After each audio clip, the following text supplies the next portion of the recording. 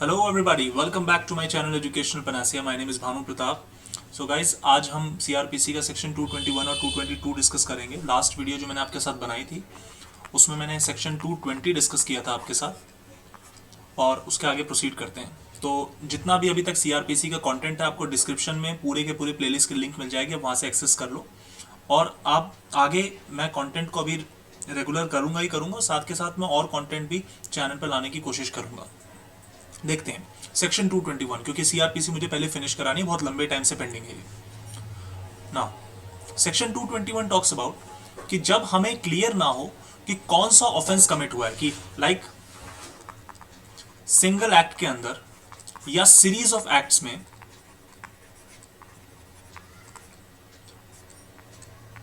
बहुत सारे ऑफेंसेस हैं और उसमें हमें क्लियर नहीं है कि कौन सा ऑफेंस कमिट हुआ है, तो एक्यूज को ट्राई किया जा सकता है सारे ऑफेंसेस के लिए भी, और एक्यूज को अल्टरनेटिवली किसी एक ऑफेंस के लिए या एक से ज्यादा ऑफेंसेस के लिए भी ट्राई किया जा सकता है।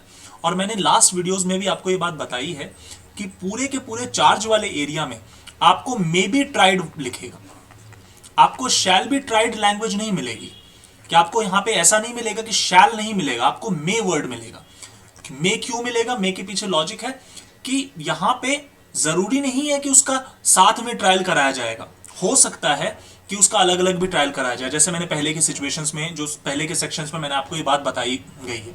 लेकिन साथ में ट्रायल करने से, एक ही जगह पे ट्रायल कर लेने से क्या होता है, मैटर ऑफ कन्वीनियंस होता है कि लॉ का जो इंपॉर्टेंट, कोर्ट का जो इंपॉर्टेंट वक्त है वो कोर्ट का टाइम सेव होता है, और उसके साथ एक्यूज का भी एक साथ ट्रायल हो जाता है। तो यहां पे वही चीज हो रही है कि अगर मान लीजिए सीरीज ऑफ एक्ट हो रहे हैं, सीरीज ऑफ एक्ट का एग्जांपल देता हूं आपको, कि आप किसी के यहाँ चोरी करने जाते हैं, चोरी करने के बाद वो चोरी का सामान आप किसी और के यहाँ छुपाते हैं, और चोरी करने के दौरान आपने किसी को मार दिया या फिर कोई किसी के साथ आपका झगड़ा हो गया, तो वो रॉबरी में अगर कन्वर्ट हो गया, तो एक सीरीज के अंदर आप कई सारे ऑफेंसेस कमिट करते हैं। आप चोरी करने के लिए किसी के घर में घुसते हैं, आप हाउस ट्रेसपास करते हैं, लर्किंग हाउस ट्रेसपास या हाउस ब्रेकिंग कमिट करते हैं। उसके साथ अगर आप house breaking with certain offence कर देते हैं तो उसकी एक हायर डिग्री ऑफ पनिशमेंट है। तो काफी सारे ऑफेंसेस एक चेन ऑफ सीक्वेंसेस के अंदर होते हैं, एक चेन ऑफ एक्ट्स के अंदर होते हैं। तो उसी में अगर ये डाउटफुल है कि कौन सा ऑफेंस कमिट हुआ है, तो उस केस के अंदर उसको किसी भी एक ऑफेंस या एक से ज्यादा ऑफेंस के लिए चार्ज किया जा सकता है। ये तो है सबसेक्शन 1। नाउ इसका एग्जांपल देख लीजिए, आपके बेर एक्ट का एग्जांपल है, A is accused of an act which में amount to theft, receiving stolen property और क्रिमिनल ब्रीच ऑफ ट्रस्ट और चीटिंग। एक्यूज के ऊपर ये चारों किस्म के चार्जेस बन रहे हैं। अब एक्यूज को इसमें से किसी पे भी इसका चार्ज रन किया जा सकता है, किसी पे भी ट्रायल किया जा सकता है, या फिर इन सब का ट्रायल इस पे चलाया जा सकता है। ये डिपेंड करता है जज की डिस्क्रिशन पे कि वो फैक्ट्स और सर्कमस्टांसेस को केयरफुली और लॉजिकली एनालिसिस करे और उसके लीगल स्टैंड पॉइंट से इस चीज को देखे कि क्या सारे चार्जेस पे ट्रायल रन करना चाहिए, क्या सारे चार्जेस पे ट्रायल कंडक्ट किया जाना चाहिए, या फिर इनमें से कुछ सिलेक्टिवली एस्पेक्ट्स पे ट्रायल रन किया जाना चाहिए। रीजन बताता हूं क्यों। क्योंकि जब आप चार्ज फ्रेम करते हो ना, तो चार्ज फ्रेम करते वक्त हमें यह जरूर चेक करना पड़ता है कि क्या उस चार्ज के सारे इंग्रेडिएंट्स सेटिस्फाई हो रहे हैं या नहीं हो रहे। जैसे कि मैं एग्जांपल देता हूं आपको, कि मैंने कहा कि किसी बंदे ने रॉबरी कमिट करी है। अब किसी ने जब रॉबरी कमिट करी है, तो मुझे सबसे पहले यह देखना पड़ेगा कि रॉबरी के जो एसेंशियल एलिमेंट्स हैं या जो एसेंशियल इंग्रेडिएंट्स हैं, क्या वो इंग्रेडिएंट सेटिस्फाई हो रहे हैं या नहीं हो रहे। अगर वो इंग्रेडिएंट सेटिस्फाई नहीं हो रहे तो मैं उसका चार्ज फ्रेम नहीं कर सकता। सिमिलरली थेफ्ट के ऊपर, सिमिलरली डेकॉइटी पे, सिमिलरली कोई भी अदर ऑफेंसेस की आप उस पर बात करें, तो इंग्रेडिएंट्स को जज को बहुत केयरफुली एनालिसिस करना पड़ता है। Now subsection 2, if in such a case the accused is charged with one offense and it appears in evidence that he committed a different offense for which he might have been charged under the provisions of subsection 1। इसका मतलब कि let suppose उसने एक offence number 1 किया, offence 1 किया नहीं, offence number 1 2 3, हमें लग रहा है कि इनमें से ये 3 ऑफेंसेस इसने कमिट किए हैं, क्योंकि जो हमारे पास इंफॉर्मेशन एविडेंस के फॉर्म में अवेलेबल है उसके बेसिस पर हम 3 चार्ज फॉर्म कर सकते हैं। जज ने इसमें से एक चार्ज ये वाला और एक चार्ज ये वाला टेकअप किया और ये वाला चार्ज टेकअप नहीं किया फॉर एग्जांपल, तो उस केस के अंदर लेटर स्टेज पे अगर जज को ये लगता है, मजिस्ट्रेट को ये लगता है कि ये वाला चार्ज भी इस पे फ्रेम होना चाहिए था, या फिर इस पे ये वाला चार्ज फ्रेम नहीं होना चाहिए था, ये थर्ड नंबर वाला चार्ज फ्रेम होना चाहिए था, तो उस केस के अंदर जज उस पे ये वाला चार्ज फ्रेम करके भी उसको कन्विक्शन दे सकता है। लेटर स्टेज पे एविडेंस से उसको कन्विक्ट कर सकता है, अगर एविडेंस उसके खिलाफ वो चार्ज मतलब उस पर्टिकुलर चार्ज का ऑफेंस लीड करते हैं, तो उसको उस चार्ज के लिए भी कन्विक्ट किया जा सकता है। जो चार्ज स्टार्टिंग में उस पर बनाया जा सकता था बट नहीं बनाया, हमने दूसरे चार्ज पे उसको लेके चले गए। होता ये कब है, किन सिचुएशंस में, पहले उसको समझते हैं। ये हमेशा इंटरवाइंड या क्लोज सिनेरियोज में होता है। मैं एग्जांपल देता हूं, जैसे लेट सपोज आपने क्रिमिनल ब्रीच ऑफ ट्रस्ट किया, ठीक है। अब क्रिमिनल ब्रीच ऑफ ट्रस्ट के अंदर अलग अलग कैटेगरीज हैं, या आपने किसी को ग्रीवियस हर्ट किया, तो ग्रीवियस हर्ट के अंदर अलग अलग कैटेगरीज हैं, जैसे कि ग्रीवियस हर्ट डेंजरस वेपन के साथ आपने किया, आपने किसी पब्लिक सर्वेंट को काम करने से रोका, उसको अपनी जो पब्लिक सर्वेंट जो एक्ट परफॉर्म करने आया था, अपनी एक्सरसाइज ऑफ ड्यूटी करने आया था, आपने उसको वो काम करने से रोका उस सिचुएशन में, तो उसमें हो सकता है आपने सिंपल ग्रीवियस हर्ट किया हो या higher degree of grievous hurt किया हो। तो कई बार क्या होता है, हम सिंपल का चार्ज बना दिया और हमें लगा नहीं, यहाँ तो हायर डिग्री का उसने ग्रीवियस हर्ट किया था, तो हम उसको हायर डिग्री के लिए भी कन्विक्ट कर सकते हैं अगर एविडेंसेस उस तरीके से लीड कर रहे हैं तो। हाँ, इसमें ये चीज बड़ी इंपॉर्टेंट है कि डिफेंस ये आर्गुमेंट रेज करता है कि सर अगर उस चीज से मिसकैरेज ऑफ जस्टिस हो रही है, अगर उस चीज से ग्रॉस इनजस्टिस एक्यूज के अगेंस्ट हो रहा है, तो फ्रेश चार्ज फ्रेम किया जाएगा, मैजिस्ट्रेट फ्रेश ट्रायल करेगा उस पर्टिकुलर चार्ज पे जो उसको लग रहा है लेटर स्टेज पे एविडेंस के थ्रू कि ये इस बंदे ने कमिट किया था। Example, A is only charged with theft. It appears that he committed the offense of criminal breach of trust or that receiving stolen goods. हमने स्टार्टिंग में A पे सिर्फ थेफ्ट का चार्ज बनाया, जब लेटर ऑन जब एविडेंसेस को दिया गया तो मैजिस्ट्रेट को लगा कि नहीं यार, इसमें तो अकेले थेफ्ट तो नहीं है, इसने तो क्रिमिनल ब्रीच ऑफ ट्रस्ट भी किया है, इसको कुछ सामान दिया गया था, इसके भरोसे दिया गया था, और कुछ प्रॉपर्टीज को भरोसे पे दी गई थी, या फिर कुछ चीजें इसने चुरा के रखी भी हुई है, स्टोलन गुड्स हैं, तो उस केस में हम उसको इन ऑफेंसेस के लिए भी कन्विक्ट कर सकते हैं। हालांकि जो रूल ऑफ प्रूडेंस है, रूल ऑफ सेफ्टी है, जजेस ऐसे डायरेक्टली नहीं करते हैं, उसके लिए फिर वो फ्रेश उसका एडिशनल चार्ज फ्रेम किया जाता है, उस पर फिर आर्गुमेंट होती है और फिर उसका एक ट्रायल अलग से चलता है। ऐसे रैंडम नहीं हो जाता कि आपने बोला और अगले ही डेट पे उसको उस चीज के लिए कन्विक्ट कर दिया गया। This does not go like that. Now section 222, when a person is charged with an offense consisting of several particulars, the combination of some only of which constitute a complete minor offense, and such combination is proved, but the remaining particulars are not proved, he may be convicted of the minor offense though he was not charged with it.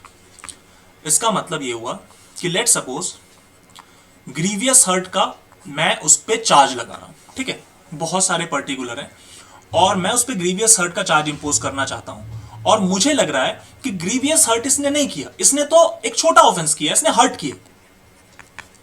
Hurt और grievous hurt में थोड़ा बहुत नहीं, बहुत फर्क है।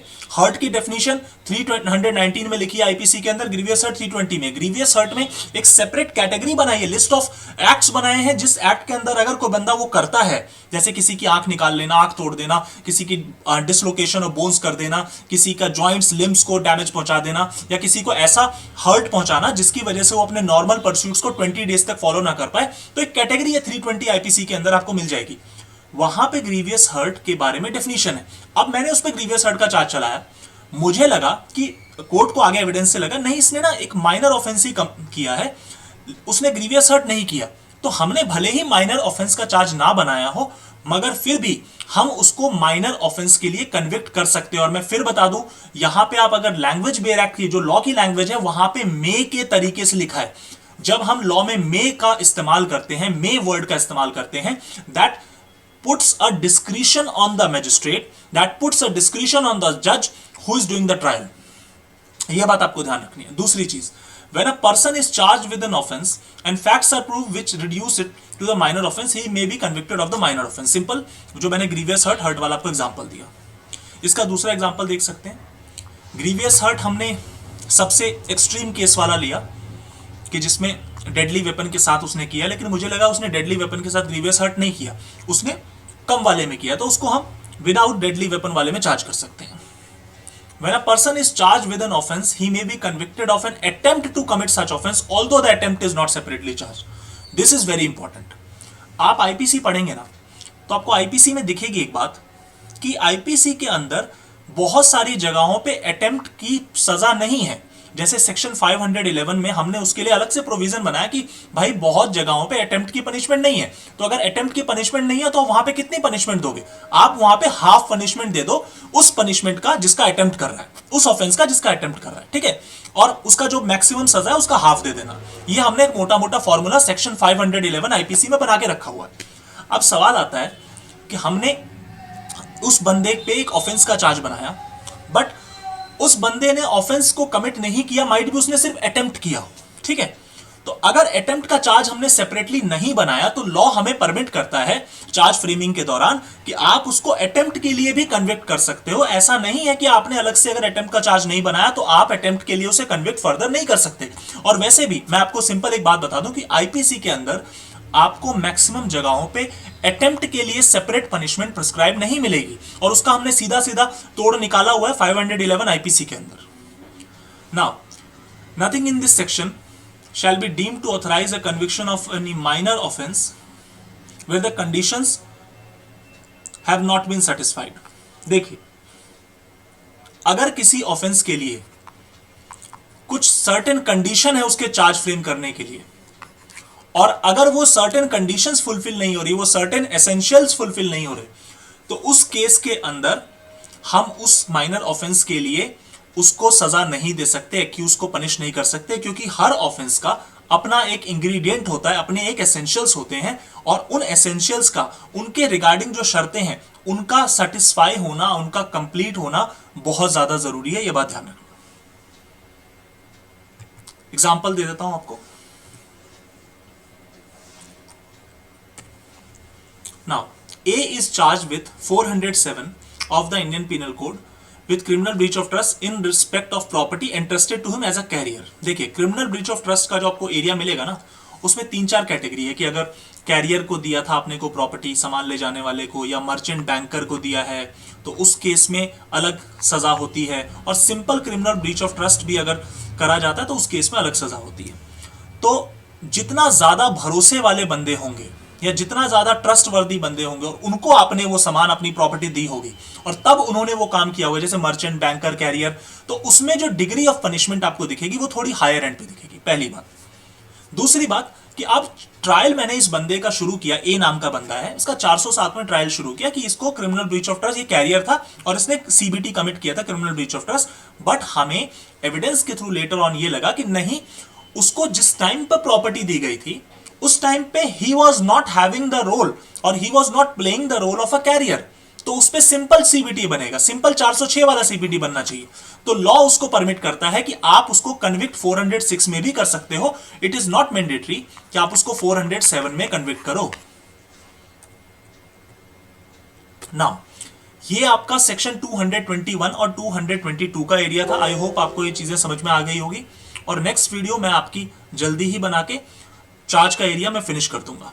तो thank you so much guys for giving you precious time to me. Thank you very much.